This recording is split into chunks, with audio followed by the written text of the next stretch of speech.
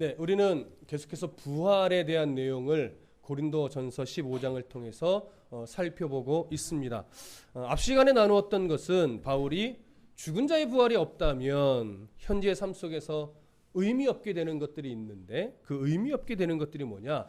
바로 죽은 자들로 인해서 받게 되는 세례가 무의미하게 된다. 그들이 여러 믿음의 소망을 가지고, 부활의 소망을 가지고 죽은 자들을 바라보며 죽음 이후에 분명히 무엇인가가 있구나, 그것이 있다면 하나님의 나라일 텐데 나도 그 소망을 가져야지 라고 하면서 오히려 죽은 자들의 믿음을 가지고 죽은 자들의 모습을 바라보면서 믿음을 가지게 되고 또 세례를 받게 된 그들의 모습을 어떻게 할 수 있느냐, 이런 이야기를 나누었습니다. 또 하나, 위험을 감수하며 성도답게 살기 위해 오늘의 고난을 견디고 있는 성도들, 또 오늘의 고난과 오늘의 가난함과 이런 것들에 연연해하지 않고 복음을 전하며 살았던 여러 전도자들, 또 에베소에서 맹수와 같이 공격해오던 여러 악한 자들의 대적을 감내하면서 곳곳마다 교회를 세우는 일에 전념하며 살아온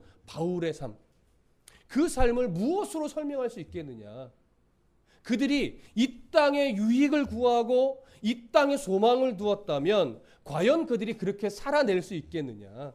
그들의 삶은 철저하게 육체의 부활을 소망하면서 하나님의 나라에 대한 소망을 가졌기 때문에 그런 삶을 살 수 있었던 것이다. 그걸 설명할 수 있겠느냐? 죽은 이후의 삶이 없었다면 오늘 먹고 즐기자 이렇게 이야기를 했겠지. 오늘 살아내는 이 삶이 전부가 아니기 때문에 기꺼이 바울도 또 여러 전도자들도 여러 성도들도 이 땅의 고난을 감수하고 이 땅에서의 초라함에 연연해하지 않고 하나님 나라의 소망을 두고 기꺼이 그런 삶을 그들이 살아낸 것이 아니겠느냐. 이것이 앞 시간까지의 사실은 내용이었고 바울의 간곡한 권면이었습니다. 그래서 마지막에 당부했던 게 뭐예요? 속지 말라. 속지 말라. 성공주의적이고 어떤 번영주의적인 신학이나 세상의 가르침들은 왜 예수를 믿느냐, 왜 교회를 다니느냐, 결국 이 땅에서 잘 살려고 하는 것이 아니냐라고 하면서 우리들의 신앙관을 속여요. 우리들의 신앙관을 자꾸 왜곡시켜요. 거기에 속지 말라는 거예요. 여러분, 예수 왜 믿습니까? 문제가 해결받으려고 예수 믿습니까? 왜 예수 믿습니까? 병이 나으려고 믿습니까? 왜 예수 믿습니까? 여러분들이 다니는 직장, 사업 이런 것들을 통해서 뭔가 예수를 통해 부흥의 역사를 이루어내기 위해서 믿습니까? 그런 것들이 안 일어나는 것은 아니나 성경은 그것 때문에 믿는 것은 아니라고 하는 거죠. 근데 세상은 자꾸 속여요. 예수 믿는 이유와 가치를 자꾸 세상의 가치관과 똑같이 만들어 가려고 합니다. 그러니까 예수 믿어도 별반 다른 것이 없는 거예요. 그러니 예수 믿는 자라고 세상 속에서 아무리 외쳐대도 세상 속에서 살아가는 자들과 별반 다를 것이 없게 되는 겁니다. 바울은 그런 안타까움을 가지고 그 시대에도 뭐라고 말해요? 속지 말아라. 속지 말아라. 근데 이 속지 말라는 외침이 근 2000년이 지나간 오늘에도 왜 그렇게 똑같은 음성으로 다가오는지, 이게 참 안타까운 겁니다. 그때나 지금이나 사단의 간교한 계략은 본질에 있어서는 다르지 않기 때문입니다. 여러분, 속지 마십시오. 속지 마십시오. 예수 믿는 이유를 다시 분명하게 세워야 됩니다. 성경에서 뭘 말하는지를 정확하게 배워야 됩니다. 그래야 예수 믿는 그리스도인의 삶이 달라질 수 있습니다.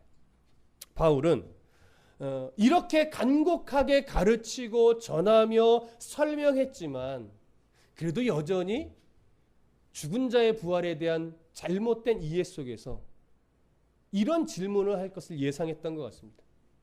오늘 본문 35절에 보면 이렇게 말하죠. 누가 묻기를 죽은 자들이 어떻게 다시 살아나?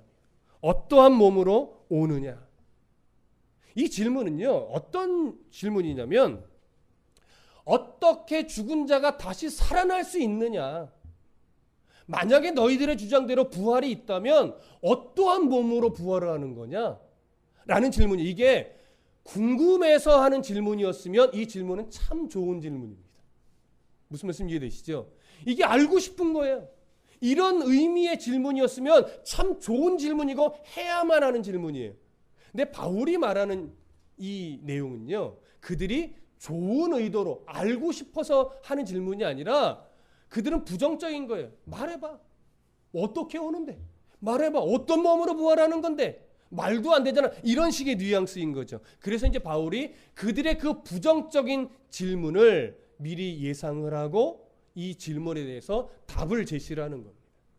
그것을 막연한 답을 제시하는 것이 아니라 현실 속에 있는 하나님이 이 세상에 내어놓은 자연의 질서를 끄집어 와서 비유로 그들에게 설명을 합니다. 오늘은 이제 그 부분을 살펴볼 건데, 일단 이 부분을 좀 생각을 해야 됩니다.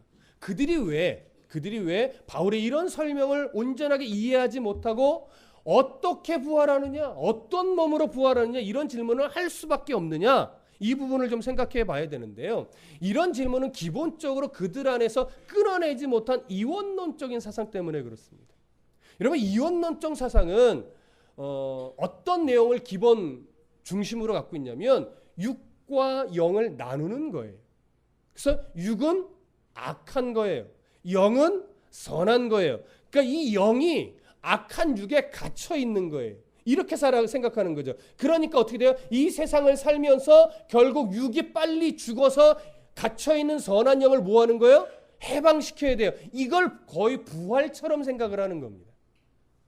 그러니 보십시오. 악한 육에서 선한 영이 해방됐는데 다시 부활한다면 이 육에 갇히게 되잖아요. 그러니까 그들이 생각하는 부활은 어떤 식의 육의 부활이냐면 썩어져서 땅에서 없어진 이 육이 다시 어떻게 돼요? 재조직되는 거예요. 이미 썩어져 버린 육체가 다시 재조직이 되어 몸의 형태를 딱 갖춘 다음에 영이 다시 그 안으로 뭐 하는 거예요? 들어가는 거예요. 이런 생각을 그들이 가지고 있던 부활의 생각입니다. 그러니까 말이 안 되는 거죠. 어떻게 이 악한 육에서 영이 벗어났는데 이 영이 다시 육체 속으로 들어가느냐? 그건 있을 수 없다, 이렇게 생각하는 거죠. 왜 이렇게 생각할 수밖에 없어요? 그들은요, 부활이라고 하는 것을 지상에서 가지고 있던 몸의 연장선으로 생각하는 거예요. 그러니까 그들은 부활을 인정하고 싶지 않고 부활을 인정할 수가 없는 거죠. 땅에서 가지고 있는 가치 기준을 가지고 부활의 삶의 이 기준을 자꾸 재려고 하는, 그러니까 말이 안 되죠. 여러분, 어린아이들한테 천국을 설명하려면 사실은 참 힘듭니다. 왜냐하면 어린아이들한테 천국에서의 가치를 설명하기가 어렵기 때문에 그래요. 그러다 보니까 우리도 어쩔 수 없이 아이들한테 천국을 어떻게 설명해요? 야, 천국은 니들이 가지고 싶은 모든 장난감이 다 있는 곳이야. 왜 그렇게 설명해요? 가고 싶게 만들어야 되니까.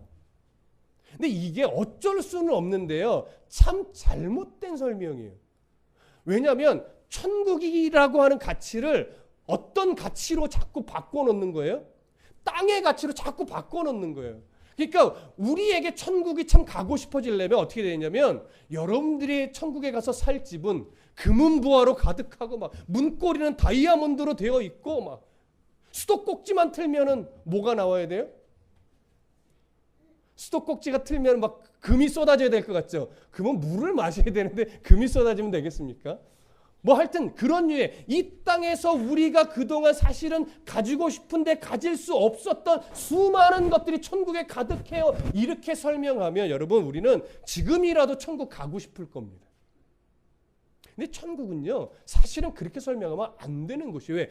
이 땅의 가치와는 전혀 다른 가치로 세워지는 것이 하나님의 나라예요. 그러니까 이 땅의 가치로 나름 비교는 해볼 수 있겠으나 땅의 가치로 감히 비교될 수 없는 것이 천국이란 말이에요. 근데 자꾸 우리는 부활이라는 것을 왜 부정하는 사람들의 시선으로는 땅의 가치와 천국의 가치를 자꾸 비슷하게 놓고 견주는 거예요. 그러니까 그들의 속에서는 부활의 육체가 설명이 안 되는 거죠. 오늘 바울은 이제 그 부분을 아주 명확하게 설명을 합니다. 이 부분을 우리가 이제 잘 찾아가 보겠습니다. 36절 다 같이 보십시오. 36절 함께 읽습니다. 시작. 어리석은 자여 네가 뿌리는 씨가 죽지 않으면 살아내지 못하겠고. 자, 35절의 질문을 제가 그렇게 말씀드렸죠. 이건 긍정적인 차원의 알고 싶은 질문이 아니라 말도 안 된다, 인정할 수 없다, 이런 차원의 어디 좀 이야기하려면 해봐라, 이런 부정적인 시선으로 하는 질문이기 때문에 바울이 그들에게 부활은 분명하게 있는 것임을 다시 한번 드러내는데 뭐라고 말하냐면 어리석은 자요. 부활에 대해서 아직도 인정하지 못하는 자들에게 대해서 뭐라고 말하냐면 어리석은 자, 이렇게 말합니다. 그러면서 네가 뿌리는 씨가 죽지 않으면 살아나지 못한다, 이 얘기를 합니다. 여러분, 씨를 뿌린다는 것은 무엇을 기대하고 뿌리는 거예요? 예, 그것이 자라서 어떤 식물이 되거나 나무가 되거나 아니면 어떤 열매를 주는 무엇인가가 될 것을 기대하며 뿌리는 거잖아요. 그래서 그 땅이 어디에 뿌리는 거예요? 땅 속에 뿌리는 거예요. 땅 속에 심겨져서 그것이 죽어야 돼요. 죽어야 비로소 뭐예요? 자라나면서 아주 새로운 식물이 되든 나무가 되든 열매를 맺히는 과실이 되든 하는 겁니다. 그러니 너희들도 씨를 땅 속에 심을 때에 그 씨가 죽어서 결국 새롭고 열매 맺는 어떤 과실이든지 나무를 기대하지 않느냐? 우리 이 땅에서 살아가는 육체가 죽어서 땅 속에 묻히는 것도 똑같은 원리다. 하나님이 그 자연의 질서 속에 씨가 죽어서 다시 살아나듯 우리의 육체가 죽어 이 땅 속에 묻힐 때 결국 새로운 부활체, 새로운 부활의 육신을 하나님이 줄 것을 기대하게 되는 것이다. 왜? 하나님이 그런 원리를 우리 육체에도 모아해 놓으셨기 때문에, 심어 놓으셨기 때문이다. 이걸 먼저 하나 바울이 드러냅니다. 이것이 바로 하나님이 정해놓으신 질서요, 하나님의 뜻이라는 거죠. 거기에 멈추지 않고 37절, 38절 다 같이 읽어봅니다. 시작. 또 네가 뿌리는 것은 장래의 형체를 뿌리는 것이 아니요 다만 밀이나 다른 것의 알맹이일 뿐이로되 하나님이 그 뜻대로 그 형체를 주시되 각 종자에게 그 형체를 주시느니라. 자, 저를 보세요. 여러분, 이건 너무나 당연한 말이에요. 사실은 우리가 뭐 성경에 밀이라고 되어 있으니까 여러분, 뭐 밀이 자라난 모습을 여러분 아시죠? 그렇죠? 근데 밀이 자라나서 우리에게 주는 열매의 어떤 그 모습을 우리는 알고 있는데, 밀을 보면, 밀 씨앗을 보면 알 수 있어요? 혹시 지은이는 밀 씨앗과 뭐 보리 씨앗과 쌀고 씨앗과 이게 딱 놓으면 구별이 돼? 보편적으로 구별이 안 돼요. 왜 구별이 안 되냐면요, 씨라고 하는 것은 이 이후에 씨가 죽어서 이렇게 자라날 다시 살아난 것이 미니어처처럼 이렇게 축소시켜 놓은 모양이 아니기 때문에 그래요. 축소시켜 놓은 그 작은 모양을 심어서 쑥쑥쑥 자라는 게 아니라서 그래요. 씨의 모양과 다 자라난 결과물의 모양은 아예 다릅니다. 그것처럼 씨앗은 전혀 다른 모습을 띠고 있는데 그 씨앗을 땅에 심어서 그 씨가 죽어서 자라나서 결과물을 보니까 어떻게 돼요? 전혀 다른 모양이더라, 이 얘기라는 거죠. 그러니까 결국 이 땅의 육체를 가지고 살아가는 우리가 죽어서 다시 부활한다면 하나님은 그 부활체는 전혀 다른 몸으로서 부활시킬 것이다 라고 하는 것이죠. 그것을 인정할 수 있느냐라고 하는 거예요. 이 땅에서 하나님이 그런 질서를 심으셨다면 사람에게도 그런 질서를 심어 놓으셨는데, 왜 너희들은 밀도 전혀 다른 형태이지만 그게 죽어서 다른 형체의 밀로 자라는 것처럼 우리도 죽어서 다른 형체의 몸으로 다시 부활할 것을 왜 인정하지 못하느냐, 이걸 바울이 드러내고 있는 거예요. 새로운 육체를 하나님이 예비해 놓으셨다, 이걸 강조하는 거죠. 바울은 또 다른 시선으로 이 부분을 강조하는데, 그게 이제 39절입니다. 자, 함께 읽어볼게요. 시작. 육체는 다 같은 육체가 아니니 하나는 사람의 육체요, 하나는 짐승의 육체요, 하나는 새의 육체요, 하나는 물고기의 육체라. 자, 네 가지의 육체를 거론합니다. 사람의 육체, 짐승의 육체, 새의 육체, 물고기의 육체. 왜 이 네 가지의 육체를 바울이 끄집어냈을까요? 잘 보시면 각 영역을 대표하는 육체입니다. 이 세상이라고 하는 이 세상 속에 살아가는 기본적인 육체는 사람의 육체죠. 왜? 사람은 그 피조물들을 원래 다스리게끔 지음받은 육체니까요. 그 다음에 이 땅이라는 영역에서 살아가는 대표적인 육체는 뭐예요? 짐승이죠. 하늘이라고 하는 영역을 살아가는 대표적인 육체는 새입니다. 바다라고 하는 영역에서 살아가는 대표적인 육체는 물고기입니다. 근데 이제 신화나 이런 걸 보면 하늘을 나는 짐승을 만들고 싶으니까 어떻게 돼요? 뭐가 만들어졌어요? 유니콘 같은 게 상상 속에 만들어지는 거죠. 사람이 물 속에서도 살고 싶으니까 어떤 신화적 인물을 그려내요? 인어라든가 아쿠아맨이라든가 뭐 이런 식의 허상의 인물을 자꾸 사람은 만들어내죠. 그러나 사람이라고 하는 존재는 물 속에서 살 수 없는 존재입니다. 사람이라고 하는 존재는 하늘에서 살 수 있는 존재는 아닙니다. 살고 싶을 뿐이지.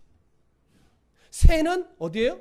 하늘에서 사는 영역의 존재이고, 짐승은 땅에서 사는 육체이고, 물고기는 바다에서 살아갑니다. 이건 무슨 말이냐면 하나님은요, 각 영역에서 살아가기에 최적화된 육체들을 디자인하여 창조하셨다라고 하는 거예요. 이 부분을 이해하시겠어요? 사람의 지금의 육체는 이 세상에서 살기에 적합한 육체입니다. 짐승은 땅 위에서 살기에 적합한 육체입니다. 새는 하늘에서 살기에 적합한 육체입니다. 물고기는 바다에서 물속에서 살기에 적합한 육체입니다. 하나님이 그렇게 디자인하여 창조하셨고 그 영역에서 살도록 넣어두신 겁니다. 이 말은 무엇을 바라보게 하는 이야기냐면 새하늘과 새 땅에서 살아가도록 예비해 놓으신 이 사람은 이 땅에 적합하게 디자인된 이 육체를 가지고는 새하늘과 새 땅에서 살아갈 수 있다 없다? 없다. 그러니 새하늘과 새 땅이라고 하는 이 영역에서는 거기서 살아가기에 최적화된 육체로 우리를 다시 모아셔서 부활시키셔서 살아가게 할 것이다 라고 하는 것에 대한 하나의 기본 예가 바로 39절이 되는 겁니다. 근데 우리는 자꾸 뭐 하고 싶은 거예요? 이 땅에서 최적화된 육체를 가지고 하나님의 나라까지 그냥 가지고 가고 싶은 거죠.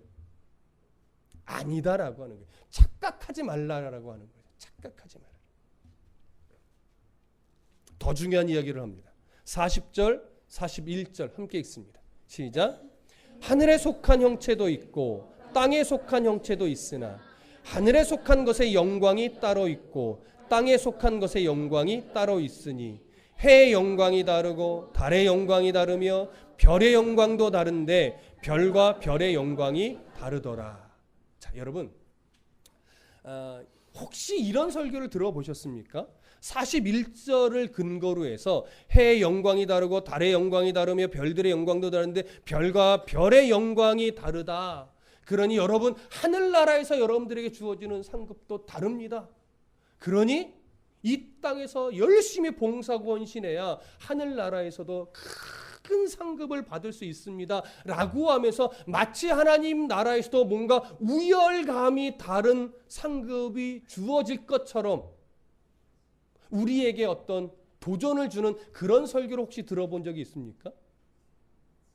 오늘 이 본문은 사실은 하늘의 상급과는 아무런 연관이 없는 본문입니다. 그래서 그런 설교가 조금 왜곡된 설교가 되는 거죠. 오늘 40절과 41절은 무엇을 이야기하는 거냐면 먼저 40절에 이렇게 얘기하죠. 하늘에 속한 형체도 있고 땅에 속한 형체도 있어요. 여러분 땅에 속한 형체는 어떤 형체일까요? 앞에서 언급했던 사람의 육체, 짐승의 육체, 새의 육체, 물고기의 육체가 땅에 속한 육체입니다. 형체, 여기서 말하는 형체는 육체와 동일한 의미예요. 하늘에 속한 형체는 뭘까요? 41절에서 말하고 있는 해와 달과 별들을 의미합니다. 그런데 무엇을 이야기하냐면 영광이 따로 있대. 영광이. 무슨 의미입니까? 여기서 말하는 영광은 뭘 말하는 걸까요? 그 의미를 조금 바르게 이해해야 됩니다. 여기서 말하는 영광이라는 것은 내가 이렇게 좀 의시될 수 있는 그런 영광, 이걸 말하는 것이 아니라 어떤 한 형체가 자기가 속해 있는 영역 속에서 드러낼 수 있는 하나님의 영광입니다. 그러니까 보십시오. 이 땅에 살 때 사람의 육체를 통해서 드러낼 수 있는 하나님의 영광이 있어요. 그건 하나님이 우리에게 맡겨주신 영광이에요. 그렇다면 자연 속에 하나님이 심어놓으신 하나님의 영광이 다른데 땅에 살아가는 짐승이 드러낼 수 있는 하나님의 영광이 따로 있어요. 하늘을 나는 새들이 드러낼 하나님의 영광이 따로 있어요. 바닷속에 살아가는 물고기가 드러낼 수 있는 하나님의 영광이 따로 있습니다. 이것은 우열의 문제가 아닙니다. 하나님이 맡겨놓으신 거예요. 너는 이 땅에서 그 육체를 가지고 살아나면서 그 육체를 통해 나의 이런 영광을 드러내라. 맡겨놓으셨다는 거예요. 하는 거예요. 우리는 그 맡겨놓으신 영광을 잘 드러내야 할 책임과 의무가 있는 거예요. 근데 사람이 짐승에게 맡겨주신 그 영광을 내가 그런 하나님을 드러내려고 하면 뭔가 핀트가 안 맞는 거죠. 짐승은 짐승으로서의 그냥 역할이 있어요. 새는 새로서의 역할이 있어요. 물고기는 물고기로서의 역할이 있어요. 사람은 사람으로서 하나님이 우리를 통해 드러내고자 하는 영광이 따로 있습니다. 우리는 그걸 드러내야 되는 거예요. 무슨 말씀 이해되십니까? 그러면서 이제 이 구분을 하늘에 속한 형체와 땅에 속한 형체로 또 구분을 했어요. 땅에 속한 형체는 그런 것이라면 하늘에 속한 형체는 해와 달과 별들이에요. 그들도 뭐가 있대요? 영광이 다르대요.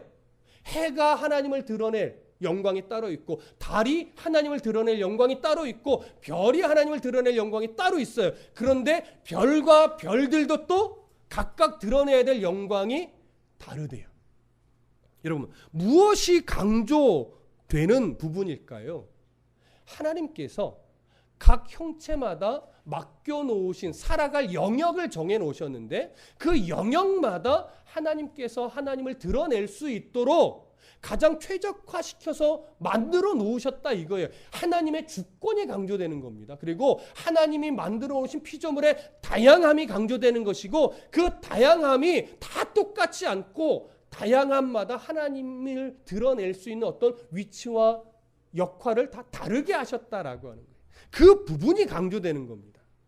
그렇다면 이것은 우리에게 뭘 보여주는 거냐면 그렇다면 하나님이 마지막 날에 새하늘과 새 땅에서 우리를 새로운 육체로 부활시켜 데려가실 텐데 거기서 새로운 육체가 드러낼 하나님의 영광은 또 다를 것이라는 거예요. 여러분 기본적으로 생각해 보십시오. 이 땅에서 우리가 하나님을 찬송하고 예배하며 그리스도인으로 살아가면서 드러내는 하나님과 모든 죄의 문제가 해결이 되고 하나님의 그 죄 없으신 그곳 새하늘과 새 땅에서 하나님을 찬송하며 드러내는 영광이 같을까요? 다르죠. 다를 수밖에 없죠. 왜요? 아직은 우리는 죄의 영향을 받는 육체예요. 어제도 죄의 흔적들을 수없이 가지고 안타까운 심정으로 오늘 온 성도들도 있을 거예요. 그런 죄의 영향력을 아직도 가지고 있고 죄에 넘어진 흔적이 아직도 있고 그럼에도 불구하고 그리스도의 자녀로서 하나님 앞에 나와 예배하는 이 죄의 영향을 받는 이 상태로 하나님을 드러내는 데는 아직 우리는 한계가 있죠. 그런데 이제 죄 문제가 다 해결되고 하나님의 나라 가서 거기서 하나님의 온전한 백성으로서 영화의 몸으로 하나님을 영광스럽게 올려드릴 때 그 영광이 지금 드리는 영광과 감이 다를 수가 있겠냐고요. 다르죠. 그 다른 영광 이걸 알라는 거예요. 이건 뭐예요? 새하늘과 새 땅이란 건 있는 것이고 그곳에서 하나님을 영화롭게 드러낼 새로운 육체가를 하나님이 예배해 놓으셨다는 걸 바울이 강조하고 싶은 거예요. 근데 그걸 세상은 모르는 거예요. 자꾸 이 땅의 가치로만 하나님의 나라를 바라보려고 하는 거죠. 비교하려고 하는 거죠. 그래서 바울이 이제 마지막으로 너무 중요한 부분을 언급하는데 그게 42절부터 44절입니다. 함께 읽어보겠습니다. 시작. 죽은 자의 부활도 그와 같으니 썩은 것으로 심고 썩지 아니할 것으로 다시 살아나며 욕된 것으로 심고 영광스러운 것으로 다시 살아나며 약한 것으로 심고 강한 것으로 다시 살아나며 육의 몸으로 심고 신령한 몸으로 다시 살아나나니 육의 몸이 있은즉 또 영의 몸도 있느니라. 자, 여러분 읽어 내려가시면서 이게 자꾸 비교가 되는 것을 보셨을 겁니다. 무엇으로 심고 다시 살아난대요. 그 심고에 해당하는 것들은 어디에 해당하는 육체일까요? 부활 이전의 육체에 해당하는 겁니다. 다시 살아나느니에 해당하는 표현들은 부활 이후에 해당하는 육체와 관련된 겁니다. 그러면 보십시오. 42절에서 죽은 자의 부활도 그러하니 이건 뭐냐면 기준을 제시하는 겁니다. 부활 이전의 육체와 부활 이후의 육체를 지금 기준을 제시하는 건데 썩을 것으로 심고 부활 이전의 육체죠. 부활 이전의 육체는 어떤 몸이라는 거예요? 썩는 몸이라는 거예요. 43절 가보시면 욕된 것으로 심고 부활 이전의 육체는 어떠다는 거예요? 죄로 인해 죄의 영향을 받는 욕된 육체라는 거예요. 아직은. 그 다음에 또 중간에 약한 것으로 심고 죄를 이겨낼 수 없는 또 병들고 아프고 상처받는 그런 약한 육체라는 거예요. 부활 이전에 지금의 우리의 육체는. 그리고 또 하나 44절은 뭐예요? 육의 몸으로 심는다고 말하죠. 이 육의 몸은 어떤 몸입니까? 결국은 죽는 몸입니다. 유한한 몸이죠. 제한이 있는 몸이죠. 죄의 영향력을 받는 몸이죠. 아프고 상처받는 몸이죠. 이게 부활 이전에 지금 우리의 육체입니다. 성경은 이런 우리의 몸을 뭐 한대요? 심는데요. 여러분 심는다는 건 무슨 의미입니까? 죽는다는 의미죠. 그 죄의 영향력을 받고 죄에 자꾸 넘어지고 또 육체가 아프고 상처나고 또 죽음을 이길 수 없는 이 제한적이고 유한한 이 육체가 결국은 죽는단 말이에요. 죽고 나서 예수 믿는 하나님의 백성은 어떻게 되느냐? 이제 42절 다시 봅니다. 썩지 아니할 것으로 다시 살아난대. 이게 바로 부활의 육체죠. 부활의 육체는 어떻대요? 썩지 않는 육체. 그러니까 제한이 있는 육체가 아니라는 거죠. 그 다음에 또 43절 영광스러운 것으로 다시 살아난대요. 죄와 상관이 없어야 영광스러울 수 있습니다. 그렇죠? 죄와 아직도 죄의 영향력을 받고 죄의 유혹에 넘어지는 육체라면 그것은 영화로운 육체일 수 없습니다. 부활의 육체는 이제는 죄의 영향을 받지 않는 죄와 상관없는 영화로운 육체일 겁니다. 그런 육체로 부활한답니다. 또 하나 강한 것으로 살아난대요. 죄를 이길 수 있는 육체입니다. 그런 육체가 바로 강한 육체이죠. 그런 육체가 바로 부활의 육체입니다. 44절 또 뭐라고 말합니까? 신령한 몸으로 다시 살아난다고 합니다. 번역이 약간 좀 아쉽습니다. 여러분 신령한 몸 어떤 느낌이 딱 들어오세요?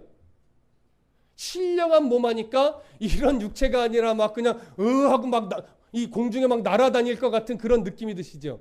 여기서 말하는 신령은 그런 의미가 아닙니다. 그래서 번역이 좀 아쉬워요.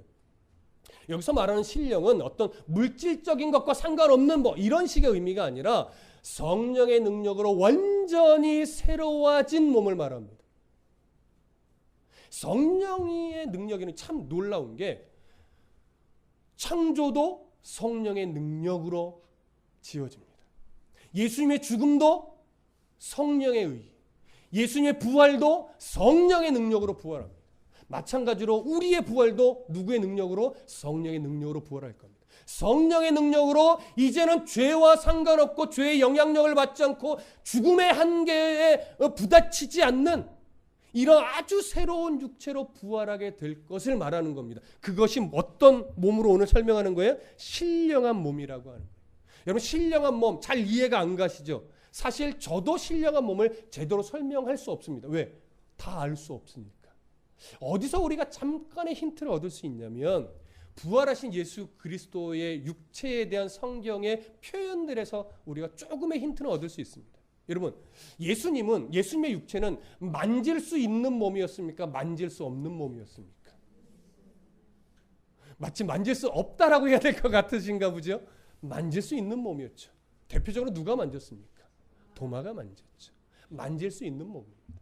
그럼 예수님의 부활하신 몸은 음식을 먹을 수 있는 몸이었습니까? 음식을 먹을 수 없는 몸이었습니까? 제자들과 함께 음식을 만들어 드셨습니다. 근데 예수님의 몸은요, 제자들이 문 꼭꼭 걸어 잠그고 모여있던 그곳에 아무런 문제 없이 쓱 들어가셨어요. 어떤 벽의 제한을 받지 않고, 공간의 제약을 받지 않고 움직이실 수 있는 몸이었던 것으로 여겨집니다. 근데 또 그곳에서 순식간에 뭐 하셨어요? 사라지시기도 하셨어요. 여러분, 이런 몸을 어떻게 설명하실래요? 영화상에서는 좀, 요즘 SF 영화상에서는 좀 보기는 합니다.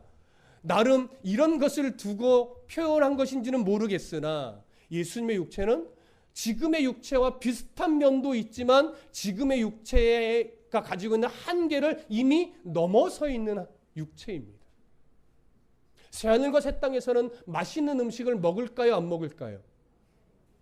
먹어요라고 단정하기는 어렵지만 예수님의 육체를 보아 먹을 수 있을 것 같습니다. 공간의 제약을 받지 않는 것으로 보아 하나님 새하늘과 새 땅에서는 어디든 자유롭게 갈 수 있을 것 같습니다. 우리들의 바람은 하늘도 날았으면 좋겠고, 물속에서 호흡의 문제를 겪지 않고 자유롭게 물속을 헤엄쳐 다닐 수 있었으면 좋겠습니다. 그러나 그럴 수 있는지 없는지는 가봐야 합니다. 근데 요즘의 문제점은 뭐예요? 내가 꿈에서 봤는데, 환상으로 봤는데 이렇더라고 자꾸 뭐해요? 단정 짓죠. 거기서 문제가 생기는 겁니다. 여러분, 단정할 수 없습니다. 그러나 예수님의 육체로 보아 이럴 가능성이 있고 우리는 이런 바람은 있으나 가봐야 하는 것인 것처럼. 가봐야 한다는 건 뭐예요? 어떤 자세에서 나와야 돼요? 그 가봐야 한다는 게 분명히 있다 이거예요. 사실이다 이거예요. 그래서 바울이 결론적으로 말해요. 이런 내용들을 쫙 설명하면서 육의 몸이 있은즉 뭐도 있다? 영의 몸도 있다라고 하는 것이죠. 여러분들이 가지고 있는 그 이성적 어떤 과학적 사고에 오늘 바울의 설명이 얼마나 어떤 영향을 끼치는지는 잘 모르겠습니다. 하나님의 말씀이 이것을 정경 속에 집어넣었다면 예수 믿는 우리는 아멘 하고 받아내는 겁니다. 그렇지. 하나님의 나라는 이렇게 있는 것이지. 씨가 썩어져서 죽어야 자라듯이 우리 이 육체가 썩어져 죽으면 부활의 육체도 있는 것이지. 또 이 각각 다른 형체로 자라난다면 부활의 육체도 하나님이 정해놓으신 어떤 형체가 있겠지. 형체가 있다는 건 이런 형체일지 다른 형체일지 알 수 없으나 사실은 이런 형체일 가능성이 제일 많은 거죠. 왜? 예수님도 지금의 우리 육체의 모양을 가지고 부활하셨으니까. 그래서 항상 기준이 뭐가 돼야 되는 거예요? 예수 그리스도가 되셔야 돼요. 죄의 문제도 예수 그리스도만이 유일한 기준이고, 부활의 모습이나 부활의 내용이나 부활의 방향성이나 모든 것이 예수 그리스도가 기준이 되어야 됩니다. 이것을 깨고 다른 것을 기준으로 가지고 오면 거기서부터 이단이 되는 겁니다. 네. 자, 그러면 여러분, 오늘 결론적으로 우리 안에 또 다시 새겨 넣어야 될 건 다른 교훈이 없습니다. 여러분, 정말 이 부활이 여러분들 안에 사실로 인정이 되느냐라고 하는 거죠. 받아들여지냐는 거죠.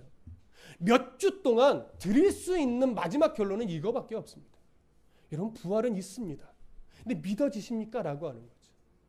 죽은 자의 부활은 반드시 있을 수밖에 없습니다. 또한 있어야만 합니다. 그리고 성경은 있다라고 말합니다.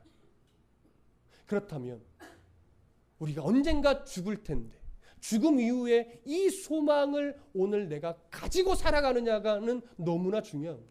왜? 부활의 소망을 갖지 못하면요, 오늘의 예배, 오늘의 기도, 오늘의 헌신, 모든 것이 이기적이 될 수밖에 없습니다. 왜요? 그 모든 헌신과 기도와 열심이 무엇을 목적으로 할 수밖에 없기 때문에, 이 땅의 것을 목적으로 할 수밖에 없기 때문에 그렇습니다. 그런데 부활의 내용과 부활의 어떤 모습들을 우리가 성경을 통해서 분명한 소망으로 갖고 있으면 이 땅에서의 기도와 예배와 헌신과 모든 내용의 초점이 이 땅의 목적을 두지 않고 하나님 나라의 목적을 두니까 예수 믿는 내용과 중심이 달라질 수 있어요. 이기적으로 기도하지 않을 수 있는 힘이 생겨요. 이기적으로 예배하지 않게 돼요. 이기적으로 헌신하지 않게 돼요.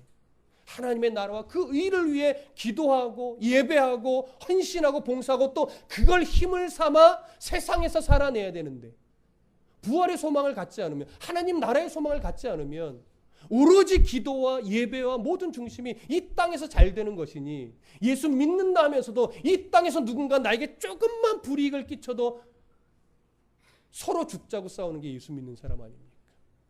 참 속상한 건 어떤 법정에서 가장 타협이나 협상이라고 협상이 아니죠. 뭐라 그러죠? 합의가 안 되는 부류가 누구예요? 예수 믿는 사람들끼리의 소송이에요. 근데 그 예수 믿는 사람들끼리의 소송 중에 더 합의가 안 되는 그룹이 누구예요? 목회자들의 소송의 문제예요. 정말 이건 심각한 겁니다. 예수 믿는 사람은, 목회자는, 교회는 하나님 나라의 소망을 두고 살아가는 자이기 때문에 땅의 것 때문에 너 죽고 나 살자, 나 죽고 너 죽자 이런 식으로 세상을 살아서는 안 되는데 너무나 많은 그리스도인이 최소한 나 죽고 나 혼자 안 죽는다. 이거 나 혼자 안 죽는다. 이 목회자가 더 심합니다. 그 사람에게 그 사람의 모습 속에서 어디 하나님의 영광을 발견할 수 있으며 그 모습 속에 어디 부활의 소망을 가지고 살아가는 사람의 모습을 발견할 수 있냐고요. 우리가 드러낼 수 있는 하나님의 영광이 뭡니까? 다르게 살아가는 거죠. 저 사람은 뭘 목적으로 살아가는데 저럴 수 있지? 왜 살아가는 거지? 어떻게 저럴 수 있지? 이것이 부활 소망 때문에 다름이 드러나야 되는데 전혀 다름이 드러나지 않아요. 그건 부활 소망이 없기 때문에 그렇습니다. 아무리 똑같이 예배하고 아무리 똑같이 기도하고 아무리 똑같이 헌신하고 직분을 받아도 부활의 소망이 없으면 내용이 달라지잖아요. 내용이 다르면 이기적일 수밖에 없어요. 그래서 오늘 여러분 부탁하는 건 또 한 번 더 정말 부활이라는 게 있는 것인가? 내가 예수를 오래 믿었지만 나는 정말 부활의 소망으로 오늘을 살아가는 것인가? 이거 있어야 됩니다.